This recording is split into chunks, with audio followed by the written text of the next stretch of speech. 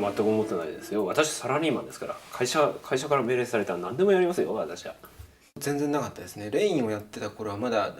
学生でまだ大学で日本画をやっていたので、その日本画をやるかイラストレーターになるかでまだ迷ってるぐらいでしたね。まあイラストはやってたもんな。そうですね、はいはいはい。ただイラストはだから学費を稼ぐためにやってたことで、最終的にはまだ日本画の夢みたいなのが微妙にあった頃だったんで。日本画は画材がすごい高いんですよ。その顔料っていういわゆる特殊なあれがすごい高くて 15g で5000円とか6000円1枚それでね、何メーターとか2メーターとかの、ね、絵を描くときに画材だけでもやっぱり何十万とかかかっちゃうから、それを稼ぐためにゲームの攻略本の桜大戦のへんてこなめこだったりななんか結婚相談所のなんかチラシの仕事とか書いたりとかそんなことをして、暮らしてたら貧乏癖がついちゃったっていう。楽しかったことは今回ハイバネに関して言うとやっぱ自分でいろんなことをもう決めていいので、どう言えばいいのかな、リクエストがあって例えばレインの時だったり今回のテクノライズであったりっていう時はなるべく周りの人の言っているイメージっていうのを例えばその人の話を聞いて自分の頭の中で考えて出さなきゃいけないですよね。そうすると迷いが非常に起きやすいんですね。これでいいかなっていうか自分で僕はこう思いますっていうよりはこれでいいですかっていう出し方になるんですね。ハイバネに関して言うとこれでいいですかってお伺いを立てる相手が僕自身なのでそこの迷いっていうかブレみたいなものが少なくて済む。僕が考えてこれが僕の考えですって言えば基本的にはそれが通るじゃないですか。だからデザインに関して言うと自分一人でやんなきゃいけなくて大変だったんですけど、その割には早かったですね。迷う時間がなかったので。逆に大変なのはこれでいいですかっていうのは逆に言うと楽でもあるんですよ。基準そうそういいよって言ってくれる人あるいはダメって言ってくれる人が自分以外のところにいるので自分はただとりあえず頑張ってればいいという責任の所在みたいなものがちょっと他の人が受け持つ部分ができるじゃないですか。それが、楽であることもあるんで、ハイバネに関して言うとそれがないんで、もしこのデザインっていうのが例えば作品の中でうまく機能しなかった時の責任っていうのは僕にあるわけで、そのプレッシャーはありましたね。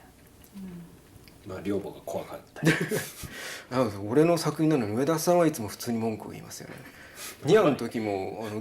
吉年とか、こんな地味でいいのかよみたいなでそういえば直されてましたよね自分の書いたものなんで気に入る気に入らないっていう評価がしづらいというか、もう自分の一部みたいなものなんで気に入る気に入らないっていうのは非常に言いづらいですね。なんだろう、自分を褒めてるみたいでちょっと気持ち悪いというかなんか左官をやるんじゃないかっていう話を左官壁塗り壁の修理をするレンガをスムーズにしたりとか。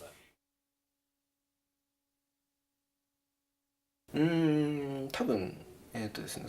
僕物語の中核になっている出来事みたいなものっていうのは書いてた時はあんまり意識しなかったんですけど、それを含めると多分10年か11年ぐらい前の自分の記憶みたいなものが多分物語の起点になってはいますね。ただ話書こうと思った時は逆に言うと構想を練らずに書くお話なので、要するにアドリブで物語を作っていくって形式なので、基本的には構想ゼロですね。何も考えずに、ポンポンと思いついたことで自動書記みたいな形で書いて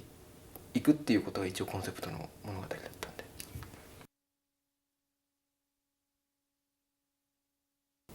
救いというか結局この物語の中ではレキっていうハイバネの女の子が救いを見出すみたいな物語であって、それに近い、出来事っていうのは僕の記憶の中にあるわけですね。その時に、自分がこれがある種救いであったんだって思った時の気持ちというのがものすごく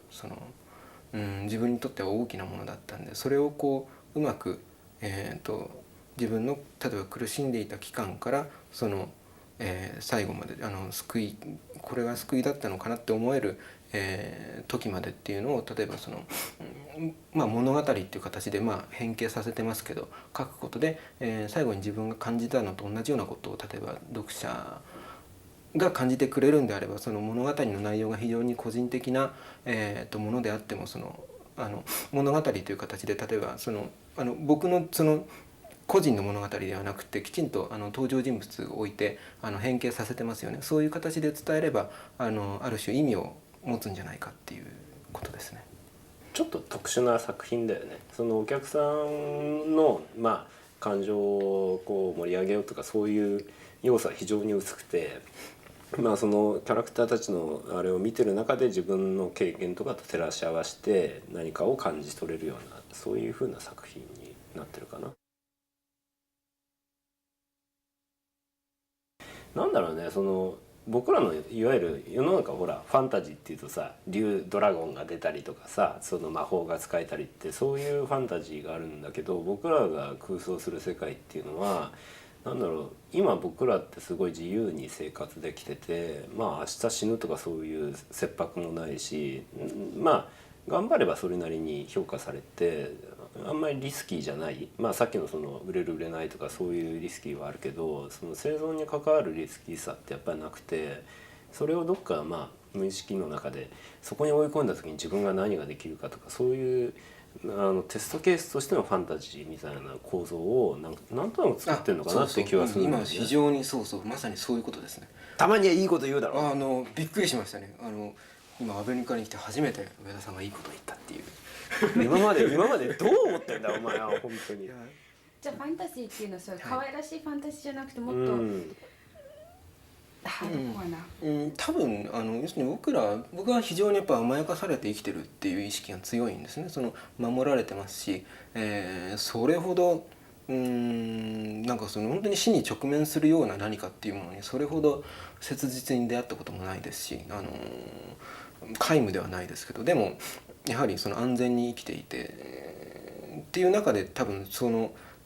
いう自分とよりバランスを取るために何か空想するって言ったらやっぱりシビアな状況を想像すると思うんですよ。で昔の人が例えばその空想の中でとても幸せなものを思い描いたっていうのは逆に言うとその時の生活ってのは相当厳しかったんだなっていう。生きるのが精一杯な時に、夢物語をやっぱり描くのかなって気はするし。ただそう言ってもね暗いのばっかりやってると今度明るいのやりたくなるしね。なんかだから僕らもその空想とかファンタジーっていうのはすごいやっぱ自分たちの今の生活にすごい地続きでなんかやっぱりそこのフィードバックがあるものを作りたがるよね、傾向としては。もう完全にね空想の方がファンタジーとしてその完成度高いのかもしれないけど。常に今の社会とか自分たちのあれとフィードバックができるようななんかねやっぱり生きてるためになんかそのものを作ってるって感じはちょっとあるかな。一定量なんかダメエネルギーみたいなのが溜まった時にこのダメをどっかに捨てないと自分までダメになってしまうっていうことでなんかはけ口としてギャグ漫画みたいな。2人ともやっぱギャグが好きなのよ。結構2人でね飯食ってる時はくだらないことばっかり言ってもね、なんか笑い話は結構好きだからやっぱりお客が笑ってくれるとやっぱ嬉しいし、自分たちもなんか自分の中でクックックって笑ったりとかするし楽しいのがやっぱ好きだしね。ただどっちかっていうとその重たいテーマもやっぱ好きだし両方とも好きっていう感じかな。空っぽなのがやっぱり嫌だよね。そうですね、商品としては成立してるんだけど、その自分たちとしての作り替えがなかったりとか楽しいけどなんかすごい空っぽで商品としてはすごい売れてるんだけどっていうのはどうもちょっとやる気が多分それをやってしまうと次に繋がんないと思うんですね。自分の中で問題提起みたいなのが起きなくなっちゃうと思うんで、かなりやはり天使っぽいものがモチーフになってたりするんで宗教色の強い、お話ではあるんですけど、これはなんか特定の何かの宗教についてのお話じゃないんですけど、でもやっぱりその宗教的な物語だと思うんですね。これは僕の多分その神様っていうものに対する考え方であるとか、その命というものに対する考え方であるとかっていうののこれが全てではないんですけど、一つの自分の、考えていたことのその答えみたいなもんだと思うんですよ。その辺をこうなんかこううまく伝わってくれてるといいな。今回の廃盤に関しては、阿部義俊っていう一人のアーティストが、作り上げた世界をできるだけその、曲げないように伝えようっていうのが、今回の、自分なりのプロデューシングの仕方だったんで、そういう面ではかなり本人が頑張ってくれたんで、生の阿部義俊作品っていう感じになったと思うんで、文句があったら俺に言わないでこっちにっていうことで。